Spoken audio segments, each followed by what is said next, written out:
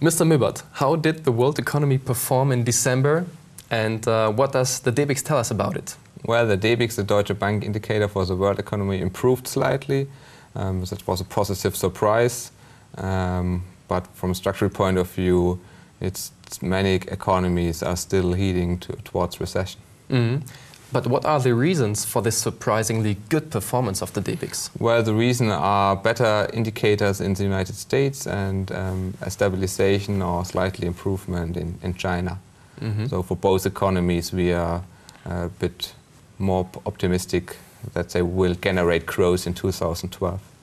Mm-hmm. But the countries in Europe touched by the crisis, they approved austerity programs that are taking effects slowly. Yeah. What do you think? The first effect is a negative effect because if you consolidate, if you implement saving programs, then growth will diminish. Hopefully we have a positive effect on the bond markets.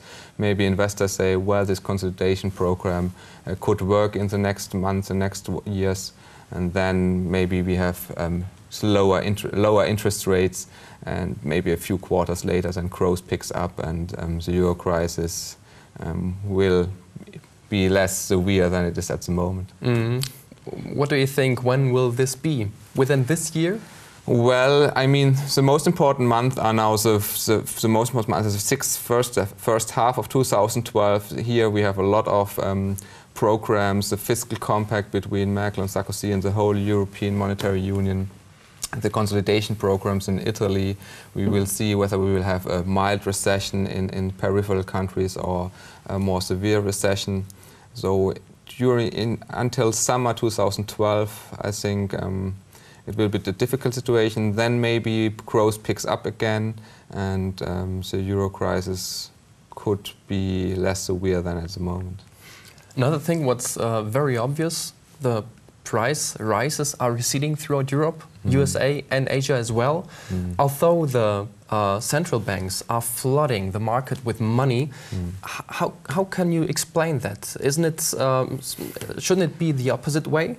Yes, in general, yes. But printing money and having inflation, you need something in between, and this is credit. And at the moment we have credit levels which are very high, and they are not further extended.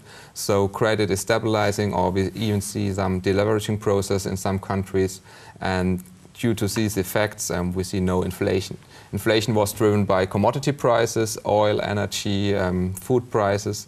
And again, there we see a stabilization, which leads to lower inflation rates in the next months. And we have already seen that inflation was falling, as you said. Inflation will be also the top theme this month for us. We'll discuss it in depth, and then we'll maybe also get some answers from you why we don't have the inflation and why the credit market is not working as it should. Thank you so far, Mr. Mübert. Thank you for having me.